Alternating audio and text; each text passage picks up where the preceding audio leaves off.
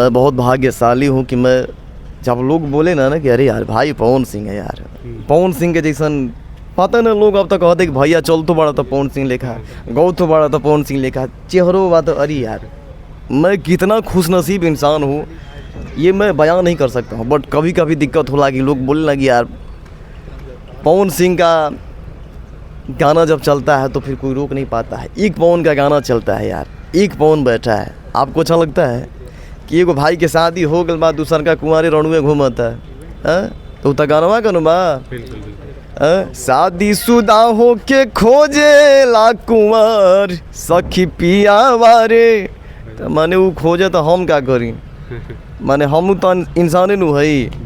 तो ये बाटे कि आप सब आशीर्वाद अपना भाई के दो जा, अपन बेटा के दो जा, कोशिश बाटे कि आप सब खातिर कबू शिकायत के मौका ना दे, अच्छा अच्छा गाना ले आई, आप सब के हमेशा पवनवा रजनीशवा की सेवा करत रही, बस आशीर्वाद दे जा।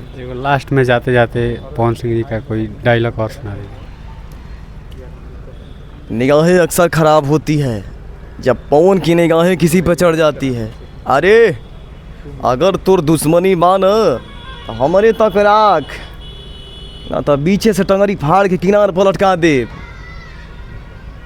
प्यार के टकरार में कबो करार मत डली है, ना तो फिर अखिया बानू निकाल के गोटी खेल ले। पवन सिंह नाम है। बहुत बहुत धन्यवाद रजनीश जी।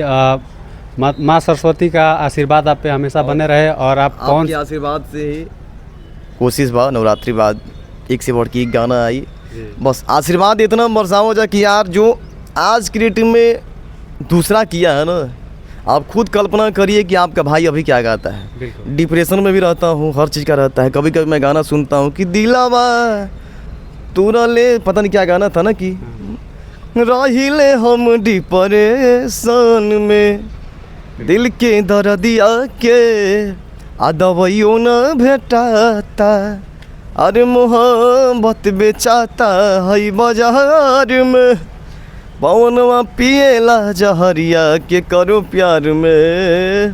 तो मैं भले थोड़ा सा आउट बनी लेकिन फिर भी इतना अनुमान है कि जब भाई पवन चली ना तो फिर मैं क्या कर बसन जो कर दिया है ना उसी पे रहेंगे हो।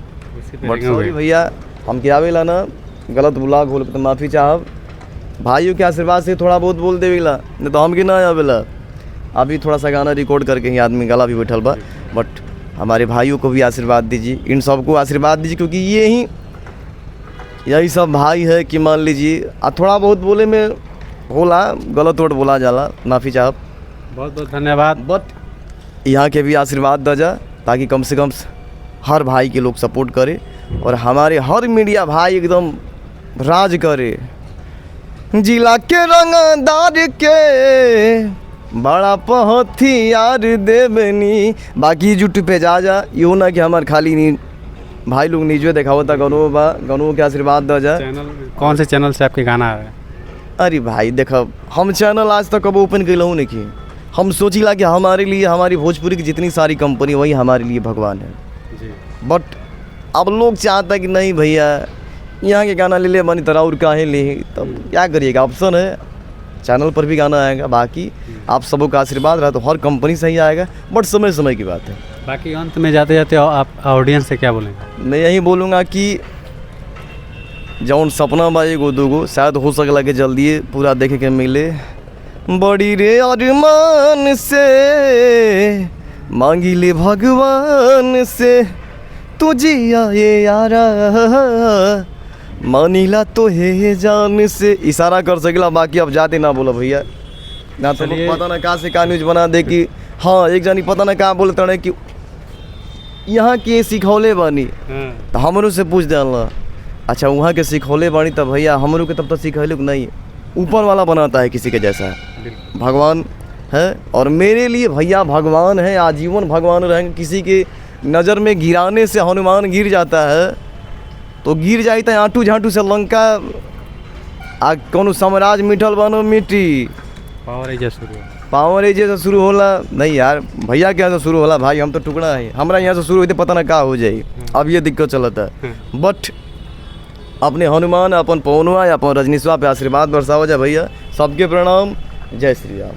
तो ये थे पवन सिंह टू जी। बाकी इनके बारे में आपकी क्या प्रतिक्रिया है कमेंट करके बताएं। मिलते हैं किसी नेक्स्ट वीडियो में, तब तक के लिए धन्यवाद।